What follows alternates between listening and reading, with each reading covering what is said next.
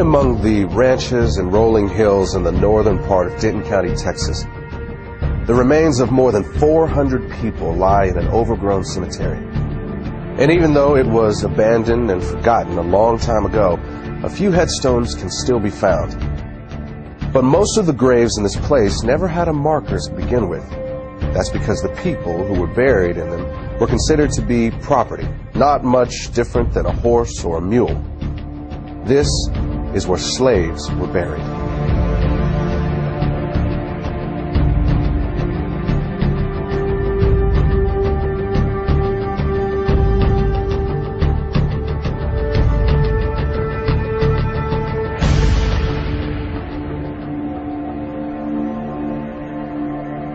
Hello, my name is Marcus Lloyd. And I'm Michelle Renee. We thank you for joining us. If you are African American, you and I will always be connected to the people whose bodies lie in that cemetery. Our ancestors may have worked alongside of them in the same cotton fields. They could have been bought and sold at the same auction houses or had chains hammered around their necks by the same overseer. Some of them may have even been hunted down by the same slave catcher or whipped by the same master. For almost 250 years, our people were held in bondage. And today, this period of history has come to be known by an ancient Swahili word. It's called the MAAFA. And it began when the first Africans were shackled to the bottom of a slave ship. But the irony is that it did not end when the slaves were freed. In fact, it hasn't ended yet. And as you're about to see, a hidden racial agenda is keeping the MAAFA alive into the 21st century. What shall be done with the 4 million slaves if they are emancipated? This question has been answered and can be answered in many ways. Primarily, it is a question less for man than for God, less for human intellect than for the laws of nature to solve. Our answer is, do nothing with them. Mind your business and let them mind theirs. Your doing with them is their greatest misfortune. They have been undone by your doings, and all they now ask and really have need of at your hands is just to let them alone. Frederick Douglass, 1862. It is the stupidity of man to think that he can do evil, even some monstrous evil, and it won't have any backlash on himself.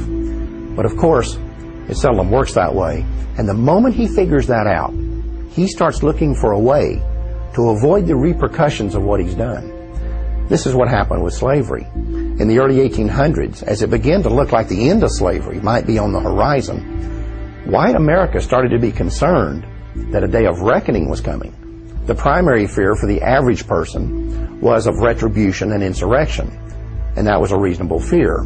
After all, it's illogical to think that you can do to a whole group of people what was done to African Americans and think that they will just take it lying down forever. And of course, there were things like the Nat Turner uprisings. But for the wealthy elite, their fears went beyond things like insurrection. They were worried about the financial impact. Remember, it was not just the cotton plantations that profited from slavery. Whether you're talking about the banks or the insurance companies, the railroads, even the newspapers, the fact is that almost every aspect of the American economy was at some level or another invested in the slave business. You also need to recognize that for the wealthy elitists who controlled this system, slaves were an asset as long as they were slaves. But at the moment they are set free, they become a liability.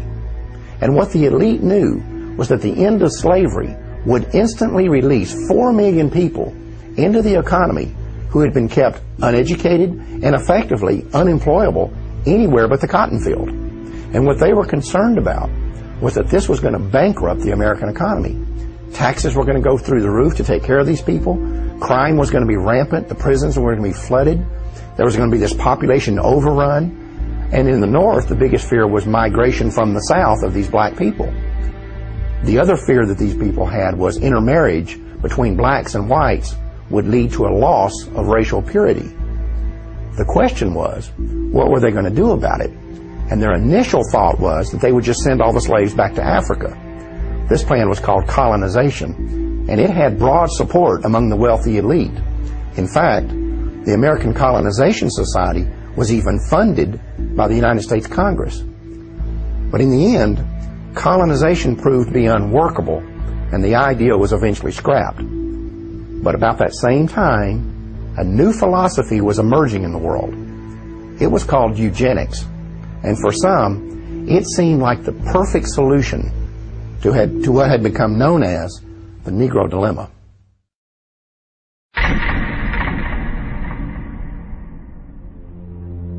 I do not join in the belief that the African is our equal in brain or in heart. And I believe that if we can, in any fair way, possess ourselves of his services, we have an equal right to utilize them to our advantage. Francis Galton, 1857. Francis Galton is known as the father of eugenics. He actually coined the phrase eugenics. So he believed in trying to increase those he felt were superior in stock and decrease those he felt were inferior. Francis Galton came from a very wealthy family, a family that made its wealth from the slave trade. And what a lot of people don't know is that Francis Galton was a cousin to Charles Darwin. Francis Galton took Charles Darwin's philosophies and ideas and thoughts, and he actually put them into practice, and that's what we know today as eugenics.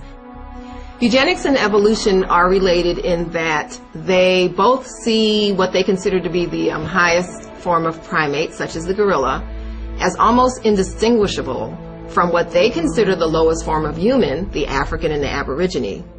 At some future period, not very distant as measured by centuries, the civilized races of man will almost certainly exterminate and replace the savage races throughout the world.